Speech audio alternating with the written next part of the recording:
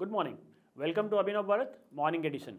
ఇవాళ మనం చూసుకున్నట్టయితే తెలంగాణలో రెండు మేజర్ న్యూస్ పేపర్స్ ఉన్నాయి, ఈనాడు, నమస్తే తెలంగాణ. వీటిలో వచ్చిన మన మెయిన్ న్యూస్ గురించి మనం చూద్దాము. దానికంటే ముందు ప్రజలందరికీ కూడా అభినవ్ భారత్ తరఫు నుంచి తెలంగాణ ఫార్మేషన్ డే శుభాకాంక్షలు. So Telangana is not just state, Telangana is an emotion అని మేము అంటాము. సో ముందుగా మనం చూసుకున్నట్టయితే మనకి నమస్తే తెలంగాణ న్యూస్ చూసుకుంటే మనకి నిన్న కేసీఆర్ ర్యాలీ చేసి అక్కడ మనకి గన్ పార్క్ దగ్గర జ్యోతి వెలిగించినట్టు కూడా తెలుస్తుంది. సో ఆయన చెప్పడం ఏంటంటే దశాబ్ది తెలంగాణ విజయ దుందుబి వెలిగించినట్టు చెప్తుంది. 3 రోజుల వేడుకను బీఆర్ఎస్ పార్టీ ఆల్రెడీ స్టార్ట్ చేసింది. సో దానికి ఇదిగా నిన్న వాళ్ళు గన్ పార్క్కి చేరుకుని అక్కడ అమరవీర స్తూపం వద్ద ఆయన ఘన నివాళి ప్రకటించి ఆయన దీపం వెలిగడం కూడా జరిగింది, జ్యోతి వెలిగడం జరిగింది. అలాగే సేమ్ కంటిన్యూషన్ న్యూస్ మనం చూసుకుంటే క్షమాపణ వేడుకున్నాకే, అంటే నిన్న మనకు తెలిసిన విషయం ఏంటంటే రేవంత్ రెడ్డి గారు అఫీషియల్గా ఒక లెటర్ రాయడం జరిగింది, మన కేసీఆర్ గారిని ఇన్వైట్ చేస్తున్నట్టు. ఇవాళ తెలంగాణ ఫార్మేషన్ డే పరేడ్ గ్రౌండ్స్లో ఏదైతే జరుగుతుందో దానికి ఇన్వైట్ చేసినట్టు తెలిసింది. సో ఆయన దానికి ఈ కాంట్రాస్ట్గా మనకి చూస్తే తెలుస్తుంది ఏంటంటే కేసీఆర్ గారు నిన్న అక్కడ అమరవీర స్థూపం దగ్గరికి వచ్చినప్పుడు బహిరంగంగా నేను రావట్లేదు అని ఒక లెటర్ చూపించడం కూడా జరుగుతుంది. అంటే రేవంత్ రెడ్డి నన్ను ఇన్వైట్ చేసిన నేను రావట్లేదు, దానికి కారణం ఏంటో కూడా నేను చెప్తానని చెప్పారు. దాన్ని మనం చూసుకుంటే ఏంటంటే నాటి బలిదానాలకు కాంగ్రెస్ పశ్చాత్తాపం ప్రకటించాలి. అంటే కాంగ్రెస్ గవర్నమెంటు తెలంగాణ స్టేట్ని ఇవ్వకుండా డిలే చేయడం వల్ల ఎంతోమంది చనిపోయారు. దానికి ఆ బలిదానాలకి కాంగ్రెస్ గవర్నమెంటు పశ్చాత్తాపం ప్రకటించాలి. అలాగే వేడుకలు జరిపే అర్హత ఆ పార్టీకి లేదు. అంటే తెలంగాణ గురించి ఫైట్ చేసింది మేము, తెలంగాణ తీసుకొచ్చింది మేము. సో ఆ సెలబ్రేషన్ అనేది అది మా హక్కు అన్నట్టు కూడా చెప్పడం jరుగుతుంది. అలాగే సీఎం రేవంత్కు కేసీఆర్ బహిరంగ లేఖమని చెప్పుకున్నట్టే కాంగ్రెస్ తీరుపై నిరసన, ప్రభుత్వ వేడుకలకు దూరం. అంటే ప్రభుత్వం అఫీషియల్గా చేసే వేడుకలు ఏవైతున్నాయో వాటికి నేను రావట్లేదు అని కూడా చెప్పడం జరుగుతుంది. ఇది ఇలా ఉండగా మనకి ఇంకోటి చూసుకోవచ్చు. ఇంట్రెస్టింగ్ న్యూస్ ఏంటంటే 10 years ఆఫ్ తెలంగాణ. దీంట్లో మనకి ఫస్ట్ మనకి ఏదైతే ఒప్పందం ఉండిందో ఆంధ్రప్రదేశ్ స్టేట్తోని, ఆ ఒప్పందం భాగంగా ఏంటంటే హైదరాబాద్ అనే సిటీ ఉమ్మడి రాజధానిగా మనకి ఉండడం జరిగింది, తెలంగాణకు కానీ ఆంధ్రప్రదేశ్ కానీ. సో ఇవాళ దానికి బ్రేక్ అయింది, ఆ 10 years బాండ్ అయిపోయింది. ఆంధ్రప్రదేశ్ ఇంకా మనతోని ఉమ్మడి రాజధానిగా హైదరాబాద్ని విడిచేసి వెళ్ళిపోయే టైం వచ్చింది, వెళ్ళిపోయింది. అలాగే మనం చూసుకుంటే ఈ ఉమ్మడి ముచ్చట ముగిసిన న్యూస్ చూసుకుంటే ఏంటంటే Section 8 ప్రకారము ఉమ్మడి రాజధానిగా హైదరాబాద్ ఉన్నప్పుడు ఏంటంటే గవర్నర్ ప్రొటెక్షన్ కింద ఆంధ్రప్రదేశ్కి సంబంధించిన వాళ్ళు ఇక్కడ ఎవరైతే ఉన్నారో వాళ్ళ ప్రాపర్టీస్ కానీ, వాళ్ళ రైట్స్ కానీ, వాళ్ళ ఫిజికల్ సేఫ్టీ కానీ, వాళ్ళ పర్సనల్ సేఫ్టీ కానీ అవన్నీ గవర్నమెంట్ దాంట్లో కాకుండా గవర్నర్ అండర్ ఉండేది Section 8 ప్రకారం. ఇవాళ అది అయిపోవడంతో ఏమైందంటే ఆ రైట్స్ అన్నీ కూడా ఆ గవర్నర్ కింద ఉన్న రైట్స్ కానీ లేకపోతే ఆ పవర్స్ అన్నీ కూడా స్టేట్ గవర్నమెంట్కి ట్రాన్స్ఫర్ అవుతాయి. వాళ్ళు ఆంధ్ర నుంచి వచ్చిన ప్రజలు ఇక్కడ వాళ్ళ సేఫ్టీని ఎలా చూస్తారనేది ఇప్పుడు గవర్నమెంట్ ఆఫ్ తెలంగాణ మీద ఆధారపడి ఉంది. సో వాళ్ళు చూసుకోవాలన్నట్టు కూడా చెప్పడం జరుగుతుంది. అలాగే మనం ఇంకా కొంచెం కిందికి వెళ్తే సో ఇక్కడ మనం చూసుకున్నట్టయితే ఎగ్జిట్ పోల్స్కి ఏకపక్షం, అంటే ఎన్డీఏకి క్లియర్ కట్ విన్నింగ్ ఉంది అన్నట్టు చెప్పడం జరుగుతుంది. దాంట్లో సైడ్ కేటగిరీ చూసుకుంటే ఎటు తేలని ఏపీ సంగతి. అంటే స్టేట్ ఎలక్షన్స్కి వచ్చేసరికి టీడీపీకి కొన్ని, వైసీపీకి కొన్ని సర్వేలు వాళ్ళ సర్వేలు మొగ్గు చూపుతున్నాయి, వాళ్ళు గెలుస్తారని చెప్పడం జరుగుతుంది. కానీ లోక్సభ ఫలితాలు మాత్రం కూటమి గెలుస్తుంది, ఖచ్చితంగా గెలుస్తుంది అన్నట్టు కూడా వీళ్ళు చెప్పడం జరుగుతుంది. అలాగే స్టేట్ ఆఫ్ తెలంగాణకు వచ్చేసి బీఆర్ఎస్కి ఎక్కువ సీట్లు వస్తాయి, కంటోన్మెంటు ఎమ్మెల్సీలుగా కారునే ఉంది. అండ్ అసెంబ్లీ కొన్ని అసెంబ్లీ స్థానాలు ఎక్కడైతే ఇవైతున్నాయో అక్కడ కూడా బీఆర్ఎస్కే ఎక్కువ సీట్లు వస్తాయని కూడా చెప్పడం జరుగుతుంది. అంటే వాళ్ళు కాన్ఫిడెంట్గా ఉన్నారు, ఎక్కువ సీట్లు మాకే వస్తాయని చెప్పి. ఇంకోటి చూస్తే మనం ఇక్కడ ఇంట్రెస్టింగ్ న్యూస్, కరెంట్ కోతపై అర్ధరాత్రి ధర్నా. అంటే ఇక్కడ మనము బాచుపల్లి సబ్స్టేషన్ దగ్గర నిన్న రాత్రి ధర్నా చేయడం జరుగుతుంది. సో ఇక్కడ మనకు తెలిసిన విషయం ఏంటంటే రీసెంట్ టైమ్స్లో మనకి కరెంట్ కోత అనేది కూడా చాలా ఎక్కువ జరుగుతుంది. సో దాన్ని నిరసరిస్తూ ఇక్కడ మనకి నిన్న అసలు ఎందుకు కరెంట్ కోత ఉంది, గత 5 సంవత్సరాల్లో మాకు ఎప్పుడు లేని కోత ఇప్పుడు ఎందుకు వస్తుంది అన్నట్టు కూడా క్వశ్చన్ చేస్తూ మనకి ఇక్కడ ధర్నా చేసినట్టు కూడా జరుగుతుంది.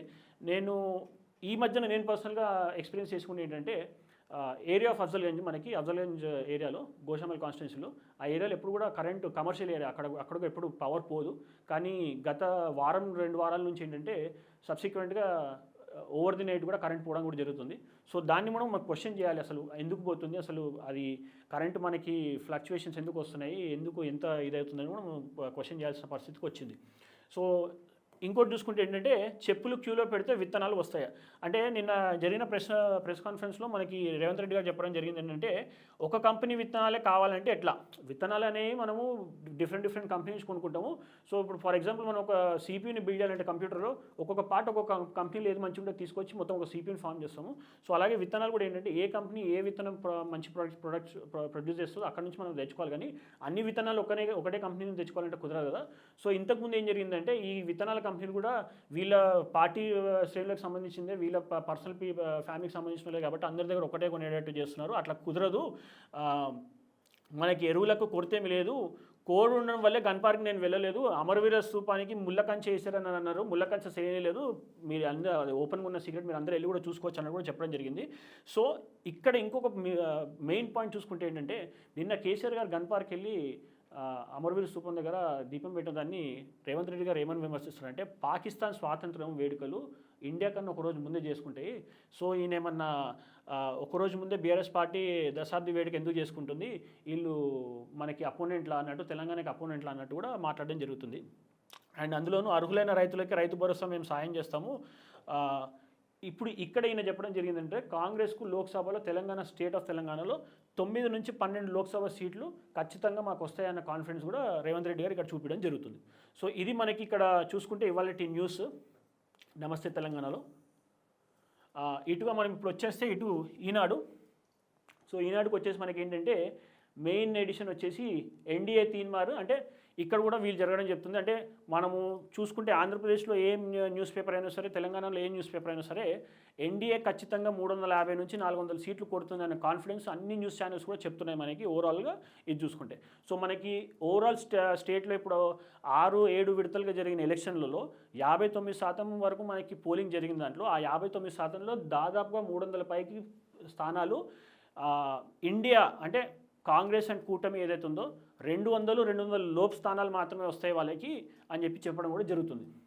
సో అలాగే చూసుకుంటే ఇప్పుడు ఇంకొక న్యూస్ చూసుకుంటే మనకి ఇక్కడ ఏంటంటే ఏపీకి తెలంగాణకు సంబంధించి కూడా ఉంది. ఏపీలో కూటమిదే విజయం, అంటే అసెంబ్లీలతో పాటు లోక్సభ సీట్లో కూడా కూటమిదే హవా నడుస్తుంది. ప్రతి నేషనల్ ఎగ్జిట్ పోల్ కానీ స్టేట్ ఎగ్జిట్ పోల్స్ కానీ అన్నీ కూడా కూటమి గెలుస్తాయని చెప్తుంది. ఒక్క ఎగ్జిట్ పోల్ తప్ప దాదాపు అన్ని ఎగ్జిట్ పోల్స్ అదే గెలిచింది. తెలంగాణలో మాత్రం లోక్సభ ఎన్నికల్లో కాంగ్రెసా బీజేపీయా అన్నట్టు హోరాహోరీ ఫైట్ జరుగుతుంది. సో మనం ఇక్కడ చూసుకుంటే ఏంటంటే నమస్తే తెలంగాణలో మాత్రం బీఆర్ఎస్ పార్టీ అన్ని గెలుస్తుందని చెప్తున్నారు. రేవంత్ రెడ్డి గారు ఏమో 10 నుంచి 12 సీట్లు గెలుస్తాయని చెప్తున్నారు. అదే పోటీగా 17 సీట్ల దాకా బీజేపీ గెలుస్తుందని బీజేపీ ఉన్నారు. సో ఎవరికి వాళ్ళు కాన్ఫిడెంట్గా ఉన్నారు. స్టేట్ ఆఫ్ తెలంగాణ మనం చూస్తే మాత్రం మేజర్ మనకి 3 పార్టీల మధ్య టగ్ ఆఫ్ వార్ జరిగినట్టు కనిపిస్తుంది. తెలంగాణకు సంబంధించి కానీ బీఆర్ఎస్ పార్టీ కానీ టీఆర్ఎస్ పార్టీకి కానీ లేదంటే కాంగ్రెస్ కానీ బీజేపీ కానీ ఇప్పుడు ఎవరు ఎన్ని సీట్లు కొడతారనేది చాలా ఇంట్రెస్టింగ్ ఉంది, అది కూడా మనం చూడాలి. సో అలాగే నిన్న గవర్నర్ రాధాకృష్ణన్ గారిని కలిసి అఫీషియల్గా ఇవాళ వేడుకలు రావాలని చెప్పడం జరిగింది. సో తెలంగాణను కేసీఆర్ వ్యాపార వస్తువులా మార్చారు. సో ఒకరోజు ముందే స్వాతంత్ర దినాలు చేస్తారు. సేమ్ మనకి ఇందాక చెప్పినట్టే పాకిస్తాన్ మనకంటే ముందు ఒకరోజు ఎట్లయితే చేస్తుందో అట్లా చేస్తున్నారు, తుగ్లక్ లెక్కలు చేస్తున్నారు అన్నట్టు కూడా చెప్పడం జరిగింది. అలాగే సచివాలయం ఆవరణ తెలంగాణ తల్లి విగ్రహం ఏర్పాటు చేస్తాము, మీడియాతో చిట్ చాట్లో రేవంత్ రెడ్డి గారు ఇవన్నీ చెప్పడం కూడా జరుగుతుంది. సో ఇక్కడ కూడా చూసుకుంటే మనకి చిన్న బయట వేశారు, హైదరాబాద్ ఇక తెలంగాణకే రాజధాని. అంటే ఇప్పుడు మన ఇది ఏదైతే హైదరాబాద్ ఉమ్మడి రాజధానిగా ఉందో ఆంధ్రప్రదేశ్తోని 10 years కాంట్రాక్ట్ ఇవ్వాలి, అయిపోయింది. వాళ్ళ స్టేట్లో వాళ్ళు సిటీ ఫామ్ చేసుకోవాలి, క్యాపిటల్ సిటీ. సో ఇది ఇప్పుడు హైదరాబాద్ ఓన్లీ తెలంగాణకు మాత్రమే వస్తుంది. సో ఇక్కడ ఒక ఇంట్రెస్టింగ్ థింగ్ మీరు గమనించాల్సి ఏంటంటే ఉమ్మడి రాజధానికి ఉన్నప్పుడు హైదరాబాద్ సిటీ ఉమ్మడి రాజధానిగా 2 స్టేట్స్కి ఉన్నప్పుడు ఇన్ఫ్రాస్ట్రక్చర్ డెవలప్మెంట్ కానీ బాగా జరిగింది, రియల్ ఎస్టేట్ బాగా పైకి పెరిగింది. సో ఇప్పుడు ఏమవుతుందంటే తెలంగాణ నుంచి ఆంధ్ర విడిపోయిన తర్వాత ఈ ఉమ్మడి రాజధాని ఇవాళ విడిపోయినప్పుడు మనకి కొన్ని ఛాలెంజెస్ వస్తాయి. సో ఈ ఛాలెంజెస్ని సీఎం రేవంత్ రెడ్డి గారు ఎలా ఫేస్ చేస్తారనేది కూడా మనము వేచి చూడాల్సింది. అంటే real estate up and down పడిపోవడం జరుగుతుంది, అండ్ ఇన్ఫ్రాస్ట్రక్చర్ డెవలప్మెంట్ కూడా అంత ఉండదు, ఇన్వెస్ట్మెంట్స్ అంత తొందరగా రావు ఇప్పుడు. ఎందుకంటే ఏపీలో వాళ్ళు సిటీ ఫామ్ చేసుకున్న తర్వాత వాళ్ళు ఇన్వెస్ట్మెంట్స్ అన్ని తెచ్చుకోవాలని వాళ్ళు ప్రయత్నాలు చేస్తారు. సో ఇక్కడ మనం కూడా ఏంటంటే మన గవర్నమెంట్ కూడా అప్ ఫ్రంట్ ఉండి ముందే వెళ్ళి తెచ్చుకోవాలి ఇన్వెస్ట్మెంట్స్ అన్ని కూడా. సో ఇవన్నీ ఒక ఛాలెంజింగ్ సెక్టర్గా మారింది. వీటిని రేవంత్ రెడ్డి గారు ఎట్లా తీసుకుంటారు, ఈ క్యాపిటల్ సిటీ అయిన హైదరాబాద్ని అదే మాదిరిగా అదే రియల్ ఎస్టేట్ డెవలప్మెంట్తో అదే ఇన్ఫ్రాస్ట్రక్చర్ డెవలప్మెంట్తో ఎట్లా మెయింటైన్ చేస్తారు అనేది కూడా ఆయనకు ఒక ఛాలెంజింగ్ క్వశ్చన్ లాగా ఉంది. చూద్దాం అది ఎలా చేస్తారు అనేది. సో కింద చూసుకుంటే దశ దిశాల దశాబ్ది సంబరం అంటే ఘనంగా రాష్ట్ర అవతరణ ఉత్సవాలు. సో ఫస్ట్ మనకి ఇవాళ పొద్దున 9:30కి గన్ పార్క్ వచ్చి ఆయన సీఎం రేవంత్ రెడ్డి గారు అక్కడ అమరవీరుల స్తూపానికి నివాళులు అర్పించి అక్కడ అమరవీరులందరూ నివాళులు అర్పించి అక్కడ నుంచి మనకి పరేడ్ గ్రౌండ్స్లో 9:55కి పరేడ్ గ్రౌండ్స్ రీచ్ అవుతారు. అక్కడ మనకి ఏంటంటే ఈ పరేడ్ జరుగుతుంది. అండ్ దాని తర్వాత పోలీస్ ఉన్నత శాఖలో ఉన్న పోలీస్ డిపార్ట్మెంట్ నుంచి కానీ బ్రేవరీ అవార్డ్స్ ఆయన కూడా ఇవ్వడం జరుగుతుంది ఇవాళ.